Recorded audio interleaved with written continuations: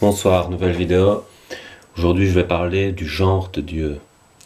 Alors, je vais commencer par dire que dans pas mal d'interprétations religieuses, littérales, on a donné un sexe masculin à Dieu. En fait, on a une représentation dans notre inconscient de Dieu comme s'il ressemblait un peu à Zeus, un homme fort, vieux, parce que Zeus dans le dessin animé Hercule, par exemple, il est quand même fort musclé et puis il a une belle barbe blanche de sage. Donc dans cet inconscient, ce serait la force. Et puis après, il jette de la foudre. Donc ce serait vraiment... La foudre, c'est instantané, c'est très puissant. Et c'est lumineux. Donc voilà, tout ça, c'est des symboliques qui seraient représentés dans l'inconscient par rapport à ce qu'on aurait comme image de Dieu.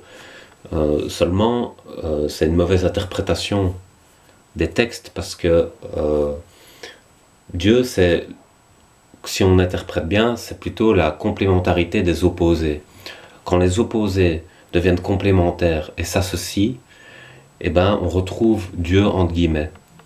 Et c'est pareil pour l'homme et la femme en fait. Et le problème dans l'interprétation du fait que Dieu soit masculin, c'est qu'on nie tout le pan féminin qui existe dans la création. C'est-à-dire qu'on nie tout l'animat de la création. Et donc c'est normal qu'il y ait un mouvement athéiste plutôt féminin qui se soit construit en opposition à cette interprétation. Le problème, c'est que l'interprétation première de la religion, c'est pas ça du tout. C'est Dieu, ce serait la complémentarité entre l'homme et la femme. Donc c'est l'homme et la femme qui ne font plus qu'un, ça fait Dieu en fait. Et quand on les sépare, eh ben, ça fait les extrêmes, donc l'extrême du patriarcat et l'extrême du matriarcat. Et quand on les rassemble, on retrouve Dieu. Et puis il y a une faute étymologique aussi, c'est par exemple, on a dit transgenre, transsexuel. Or, le préfixe trans en latin, ça veut dire au-delà de. Et moi je trouve qu'on aurait dû dire, plutôt que de dire transgenre, on aurait dû dire bigenre. Parce que ceux qu'on appelle transsexuels, en fait, ils ont les deux sexes, mais divisés, pas rassemblés, donc pas complémentaires. Mais ça, c'est pas grave, parce qu'en fait, nous sommes tous carencés dans la création, parce que selon la religion, selon l'interprétation, nous sommes tous pécheurs. Donc nous avons tous un manque, un vide à l'intérieur de nous qu'on doit combler.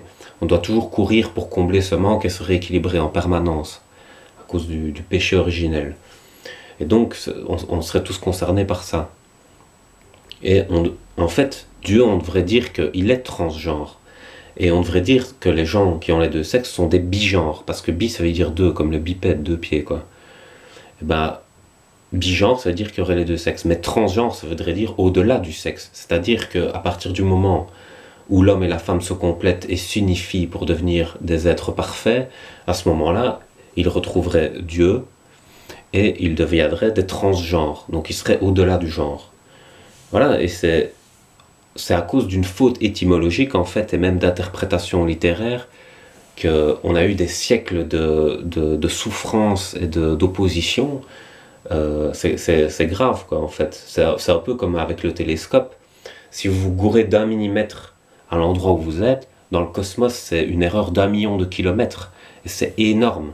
Donc en fait avec le temps, l'erreur s'est creusée et on est complètement passé à côté de l'interprétation correcte du texte.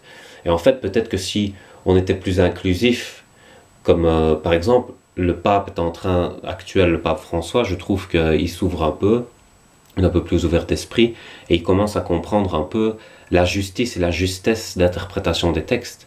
Et il est plus dans ce traditionnalisme qui relève presque de la maniaquerie, où on donne du sens à ce qui n'en a pas, quoi. Parce qu'on a mal interprété au départ, et qu'on veut persévérer dans l'erreur. Voilà, donc je trouve qu'il faudrait remettre en question justement l'interprétation qu'on a des lectures qu'on fait, et peut-être réapprendre à mieux comprendre le deuxième degré pour bien se l'approprier, quoi, et échanger sans faire d'erreur. Voilà, j'espère que cette vidéo vous a plu.